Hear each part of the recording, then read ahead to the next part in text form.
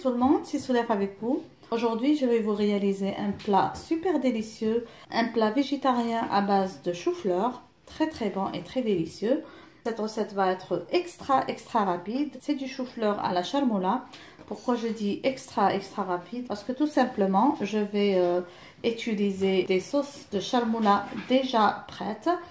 C'est des sauces que j'ai reçues en partenariat sur Instagram. C'est les saveurs de Renima qui m'a contacté sur Instagram, qui a aimé faire un partenariat avec moi et qui m'a proposé la réalisation de recettes avec les sauces, des sauces charmoula.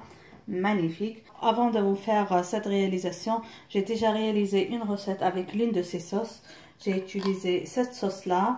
C'est la sauce charmoula coriandre avec de l'ail, du piment doux et de l'huile d'olive.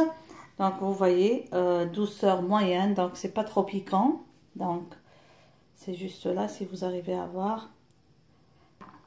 J'avais juste pris des morceaux de poulet que j'ai badigeonné avec la sauce. J'ai laissé mariner quelques minutes. Puis j'ai mis ça dans la cocotte minute. Et après, à la fin de la cuisson, j'ai juste ajouté un peu de pommes de terre et d'olive violette Kalamata. Le résultat était top. Donc la sauce a été approuvée par mon époux qui est quelqu'un de très difficile quand ça vient aux recettes. Alors je suis très heureuse de ce partenariat. Vous allez trouver le lien ici en bas de cette vidéo. Je vous conseillerais vivement ces sauces. Alors pour le partenariat, j'ai reçu 5 pots. Ici c'est la même sauce avec de la coriandre, mais quand vous voyez encore un petit peu plus piquante. On a aussi celle-là contient du persil aussi un petit peu épicé. Voilà. Il y en a plusieurs saveurs et plusieurs douceur, donc à savoir si vous aimez que ça soit très fort ou moins fort. Moi j'ai beaucoup aimé. La prochaine fois je vais utiliser celle-là qui est avec un peu de miel, donc une douceur sucrée salée à réaliser rapidement. Pour la recette d'aujourd'hui, je vais faire du chou-fleur à la charmoula, donc un plat végétarien. Alors directement on va voir ensemble les ingrédients pour cette réalisation. Pour la recette d'aujourd'hui, un tagine de chou-fleur à la charmoula. On va avoir besoin bien sûr d'une petite tête de chou-fleur, ça va dépendre du nombre de personnes. On va avoir besoin de la charmoula. Ici je vais utiliser, comme je vous ai dit, une sauce bien prête, les saveurs de Renima. Si vous avez besoin de la recette, vous allez trouver un lien qui emmènera vers une précédente recette de charmoula faite maison. Si vous ne trouvez pas bien sûr cette charmoula, on va avoir besoin pour la première cuisson du chou-fleur d'un peu d'une rondelle de citron et d'une tranche de pain pour estomper et diminuer toutes les odeurs qui vont être émises par le chou-fleur. Pour la sauce à la fin de la cuisson, donc on va ajouter des olives Kalamata et si vous avez de la pomme de terre aussi, vous pouvez ajouter ça, quelques tranches de pommes de terre, juste pour avoir un plat bien varié et bien goûteux. Alors directement, on va passer à notre réalisation. Donc je vais commencer par retirer comme ça la feuille là, qui couvre, les feuilles qui couvrent comme ça la tête du chou-fleur. Là, je vais détailler des fleurs. Comme je vous ai dit, on ne doit pas trop couper de petites... on ne doit pas couper de petites fleurs.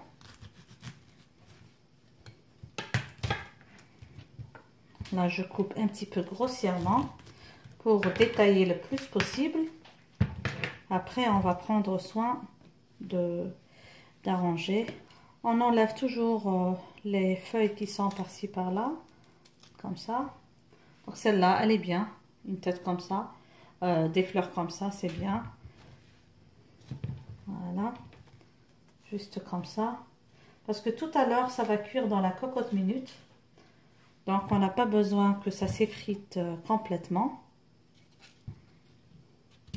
C'est une recette très simple. Même si vous réalisez la charmoula faite maison, ça va rester toujours une recette très rapide à réaliser. Et un très délicieux plat.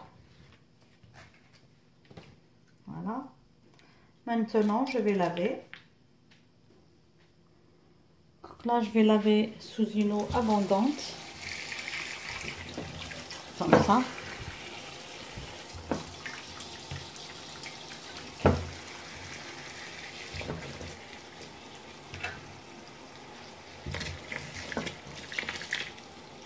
Là, je vais commencer par blanchir le chou-fleur.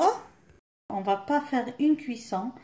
Ça va être juste pour les faire blanchir, pour diminuer de l'odeur. Et pour cela, je vais comme ça prendre une tranche de citron que je vais mettre sur le côté. Et les petits morceaux de pain. Moi, j'ai choisi du pain de mie, c'est ce que j'ai à la maison, avec une croûte. Si vous avez des pains baguettes, c'est encore mieux. Je mets ça de côté. Parce que je ne veux pas que ce dernier colle au chou-fleur. Si vous pouvez mettre les morceaux de pain dans une bourse pour que la mie ne se disperse pas trop lors de la cuisson, faites-le, ça va être bien.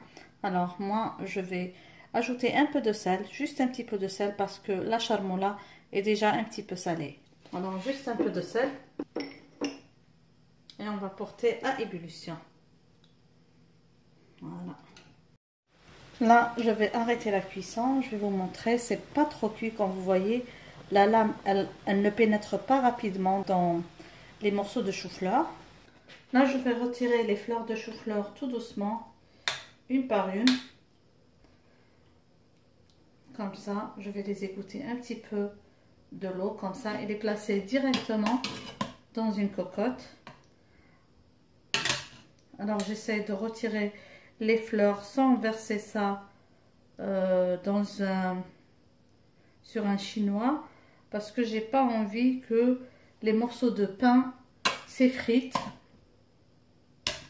et que j'ai tout le pain autour des roses de chou-fleur. Alors comme je vous ai dit, je vais utiliser la sauce Les Saveurs de Renima, la sauce charmoula, coriandre et persil, avec un goût un petit peu relevé parce que les choux-fleurs généralement ont un goût très fade. Donc je vais utiliser la saveur bien relevée. Je vais juste,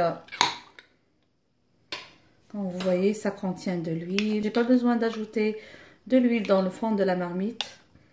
Voilà. Elles sont trop bonnes. C'est des sauces bio certifiées. Et je commence à mettre la charmoula tout doucement, comme ça, sur les choux-fleurs.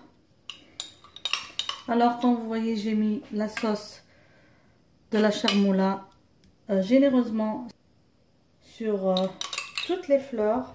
Je vais mettre juste une petite quantité d'eau, à peine une cuillère, pour pouvoir rincer la jarre. Parce que avec cette cocotte minute, on n'a pas besoin d'ajouter beaucoup d'eau, mais quand même je vais surveiller lors de la cuisson.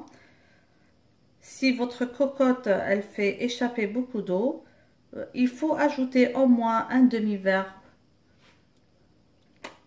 comme ça. Voilà.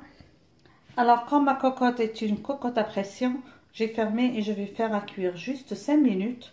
Et regardez, c'est une cocotte très puissante. La cuisson dedans est très rapide.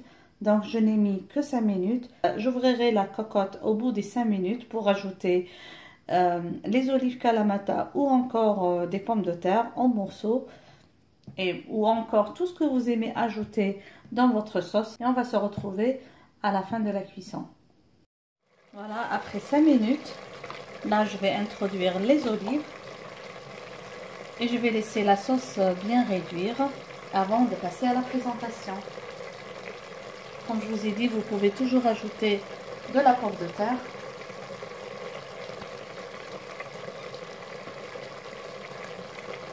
Là, je vais laisser bien réduire. On ne mélange pas trop. Aussi, je vais ajouter des morceaux de citron confit.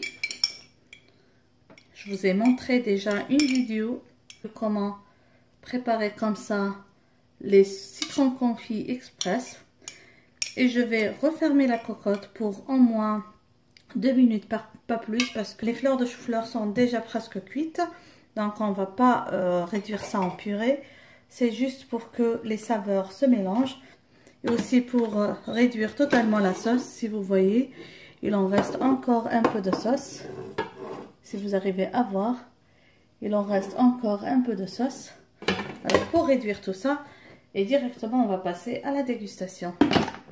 J'espère que vous avez aimé la recette d'aujourd'hui du chou-fleur à la charmoula et aux olives kalamata. C'est une recette, comme vous avez vu, très simple et très facile, mais très délicieuse. De nouvelles saveurs, surtout une magnifique façon de présenter le chou-fleur. J'espère que vous avez aimé la recette d'aujourd'hui. N'oubliez pas, si c'est la première fois que vous vous trouvez sur cette chaîne, de vous abonner et d'activer la cloche pour être notifié de toutes nouvelles publications.